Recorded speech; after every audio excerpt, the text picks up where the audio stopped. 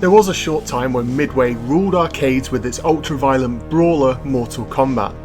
And as the sequels came and went, the popularity of the series started to wane and games moved from 2D into 3D. With Midway having already crammed everything they could from the license and the game's tired engine, they began to look for their next sleeper hit.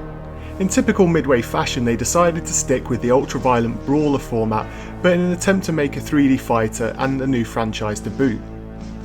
Development of the console version fell to Eurocom, who have a mixed history on the console, but in 1997 War Gods finally landed on the Nintendo 64 after having already flopped in the arcades. You see, the problem many gamers had with the arcade version from 1995 was that the AI was terrible, and also the game's 3D engine was in its infancy, and so the game stuttered along and ultimately turned people off. Now, to give credit to Midway for a change, they did bring back many of the original arcade team to work on the home console version to improve the AI and also see what they could come up with in terms of the frame rate. But I'll come back to that later, because on paper War Gods should have been a very good game. The basic story is that many years ago an ancient spaceship carrying a life-giving ore crashes onto Earth with chunks scattering across the planet. Over time, 10 humans came into contact with the ore, which has given them godlike powers, and they're now all battling one another to take full control of the ore and to become the ultimate war god. So what mythical gods do we get to play as, perhaps? Thor? Zeus? Allah? Well no, instead Midway decided to make their own gods, and what we're left with was a mix of the hilariously stupid and the downright awfully designed characters. There are 10 to choose from, plus 2 bonus ones to unlock, but you'll be hard pushed to take any of them seriously. Whilst Mortal Kombat had a cool mix of characters, each having their own realism and depth, War God has characters like Kabuki Joe, who looks like a cross between Ronald McDonald and a Hamburglar's love child.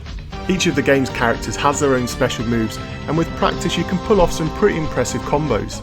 In fact, if you are a master of any of the Mortal Kombat games, it won't take you long to learn how to play the game, as many of the characters control the same way as they did in Mortal Kombat. The N64 controller though really doesn't help this game. Whilst thankfully the game is very responsive and there are a lot of moves to learn for each character, the control is renowned for being bad for fighters. Your only hope is to try and use the analog stick, but this makes pulling off special moves really tricky. If you use the D-pad, it's just too heavy to press and uncomfortable to play with for long periods of time. When working on the game, the development team implemented what they called digital skin. Essentially, this was the next evolution in digitised characters which they had previously used on the original Mortal Kombat. This time around, whilst the detail is quite good, the very limited number of frames of animation for each character gives this game an awkward and difficult to watch feel. Now don't get me wrong, I think the graphics are actually quite good, especially for an N64 fighting game. However, the characters look jittery, and when laid on the backgrounds they look out of place, and the overall look just doesn't seem to fit and work together well. This is also the case for the sound.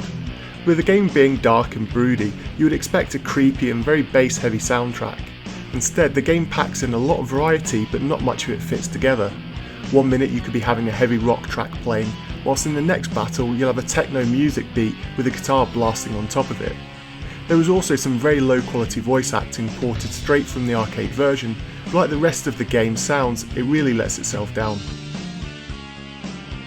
Now I forget which magazine at the time said it, but they described War Gods as a litmus test for Mortal Kombat 4. They wanted to test their new 3D engine on gamers, but didn't want to risk tarnishing the reputation of its beloved Mortal Kombat franchise. Instead, they essentially made War Gods, an almost beta version of Mortal Kombat 4 if you want to look at it like that. And after this game's release and the generally poor welcome it received, they luckily took on board gamers' feedback, and eventually we did get the awesome Mortal Kombat 4 that we were all hoping for. If you're desperate for a new fighter on the N64, then to be fair, this isn't awful, it's just not very good, and although I wouldn't recommend picking it up, it is worth a few hours if you can borrow it from a friend. The Mortal Kombat style gameplay and controls really help the game, but the poor character design, choppy frame rate and overall lack of modes and options really means this is just a stopgap until Mortal Kombat 4 hooks you in. But how do you remember War Gods? Personally, I never got to play it in the arcade, so my first experience of it was borrowing it from a friend, and at the end of the weekend I was glad to be giving it back. But let me know your thoughts in the comments down below, and before I go, yes, the game does have fatalities and they are bloody brilliant.